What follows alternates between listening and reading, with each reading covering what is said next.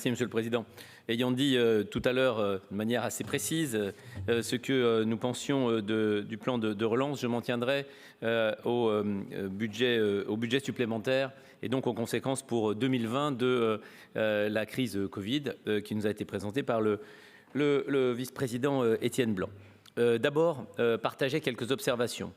Je l'ai toujours dit, notamment dans la période de crise sanitaire aiguë, nous avons approuvé un certain nombre de mesures que nous retrouvons d'ailleurs dans le budget supplémentaire de soutien aux entreprises, que ce soit la participation au Fonds national de solidarité, comme les autres régions, et des mesures complémentaires liées avec les collectivités territoriales, que sont notamment les métropoles et les communautés d'agglomération, dont nous trouvons une partie, qui se retrouve en partie dans les 214 millions d'euros de dépenses supplémentaires en matière économique. C'est une partie seulement parce que, en termes de dépenses, nous ne serons probablement pas à ce montant précis.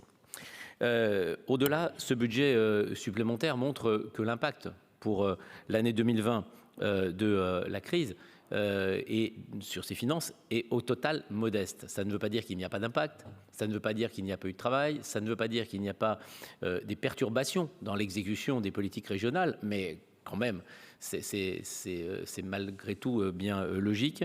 Mais ça veut dire que l'impact au total est au total assez modeste et totalement assumable par la région. Et d'ailleurs, il l'aurait été dans d'autres situations financières que celles que vous décrivez.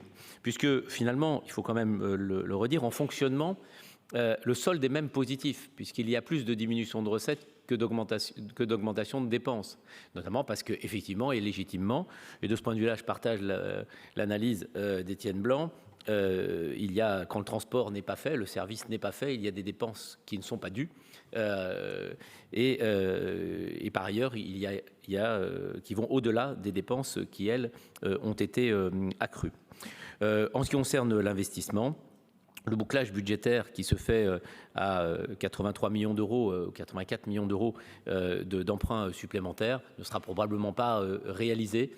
Et donc, au total, sur 2020, la situation et l'impact pour la région n'est pas significatif.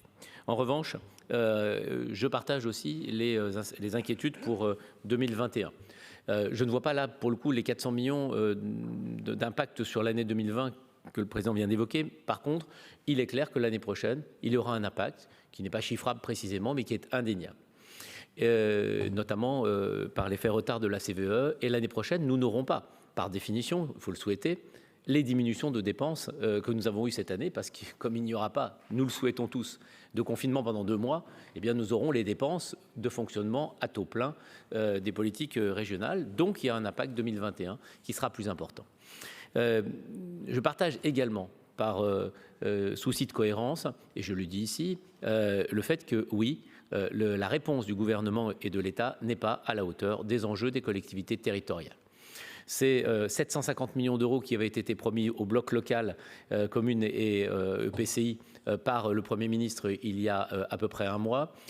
C'est bien en deçà de l'impact réel des diminutions de fiscalité. On ne parle pas de compenser les dépenses supplémentaires que nous avons engagées, juste la baisse mécanique des recettes fiscales.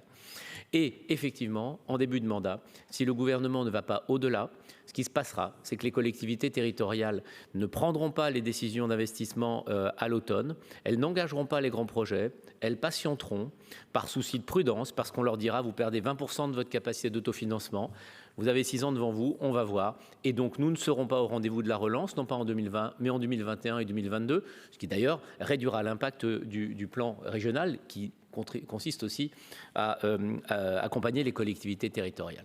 L'ensemble des associations d'élus demandent au gouvernement aujourd'hui de compenser les recettes fiscales, les baisses de recettes fiscales mécaniques sur 2020, mais surtout 2021, pour garantir l'investissement, y compris avec un engagement individuel ou collectif, ou les deux, d'accroissement des dépenses d'investissement par rapport à ce qui était prévu.